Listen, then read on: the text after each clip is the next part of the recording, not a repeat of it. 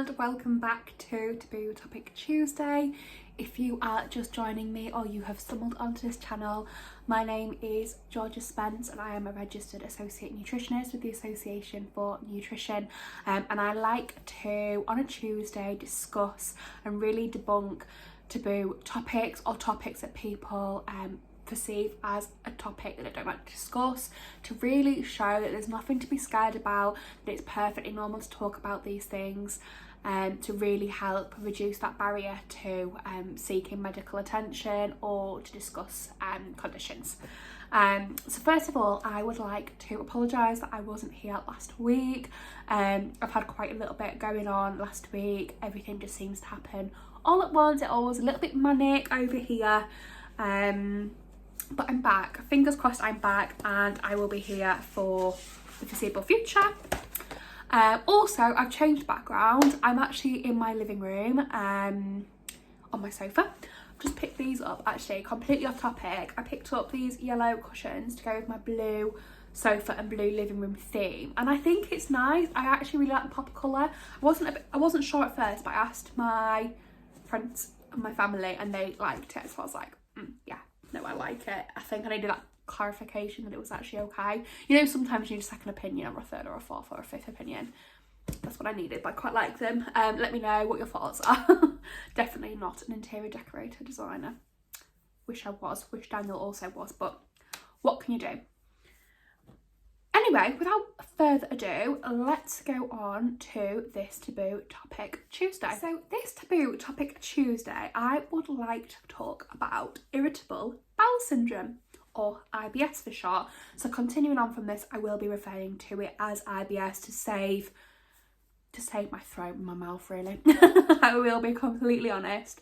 So IBS affects the digestive, oh my goodness, tract, and it causes digestive symptoms. Sorry, as always, I'm referring to my lovely little book, my pocket pad, because I like to make sure that the information that I'm giving you is completely correct, up to date. So let's go on. What are the symptoms of IBS? So the symptoms of IBS are, or do affect the digestive tract. They all seem to focus around the belly, the abdomen, where that bowel or your bowel sits. So things like stomach cramps, they're quite a common symptom for people that suffer from IBS.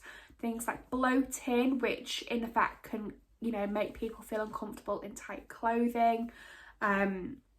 Things like diarrhea, constipation, you can often find that it might alternate between the two.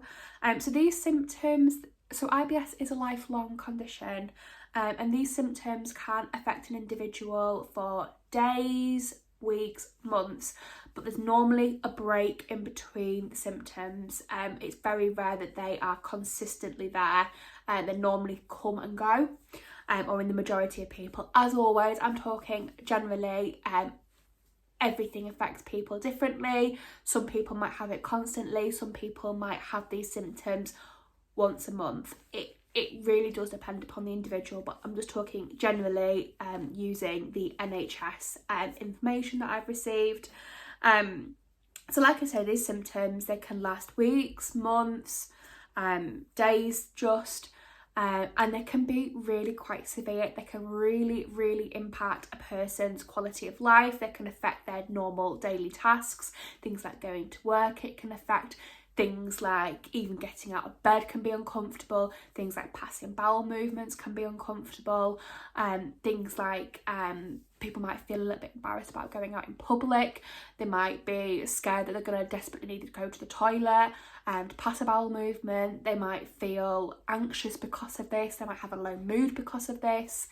So many different things can lead off from these symptoms. It isn't just the uncomfortable feeling in the stomach, it isn't just the cramps, the diarrhea, the constipation. It's what these primary symptoms can then lead on for, which can really, really affect a person's confidence, like I say, their quality of life also.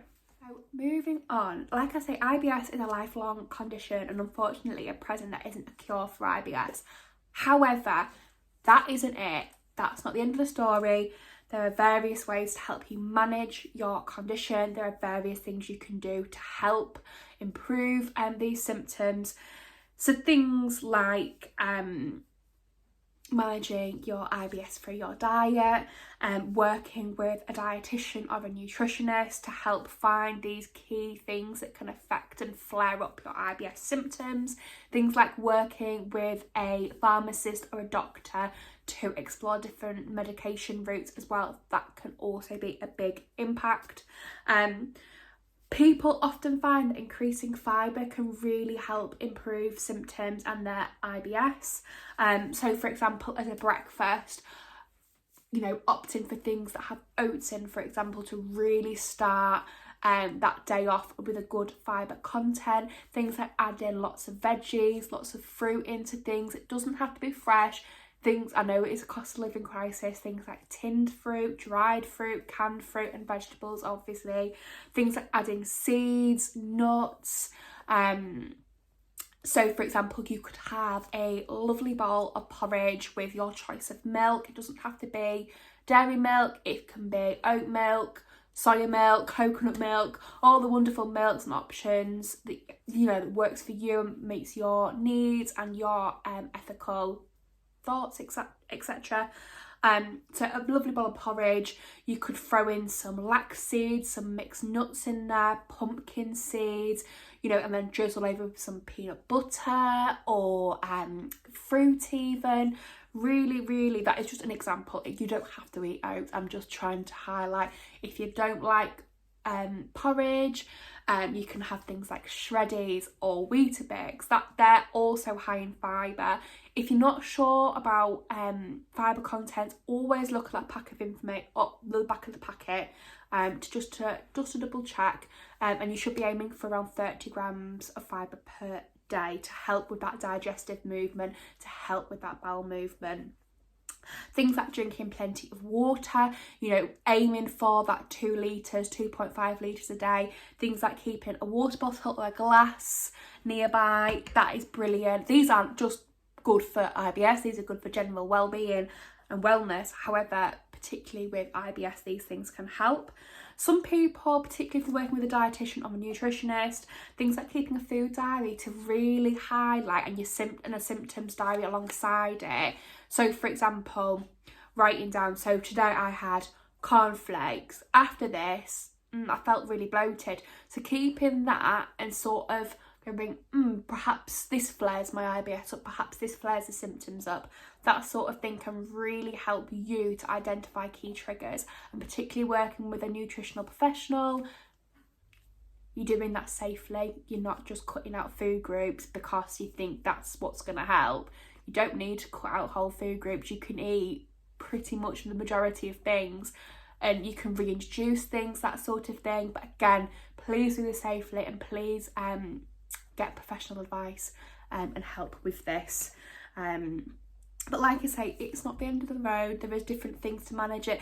When I often hear people that have really bad bloating and stomach cramps, things like hot water bottles and their heat patches that you stick on like a vest and then you put it on, that can be really good for your stomach cramps and your bloating. Things like wearing loose trousers, loose tops when you're feeling, you know, your symptoms have flared up, that can also help. I know that the IBS National, is it IBS National? I think that's what they call them. So it's like a charity and organisation. They can provide a key. I think it's called like a generic key, and it can help open public toilets. So if you are in that instance where you need to go to the toilet, that is available for you. To help prevent you from isolating yourself because of your condition. But like I say, if you're experiencing any of these symptoms, you've had it previously, you want to, you know, speak to a professional about that, there's no shame in it at all. You know, if you want to go with the symptoms prepared on a piece of paper and go, so you feel a little bit more like you're not going to forget anything, that's, you know, absolutely fine.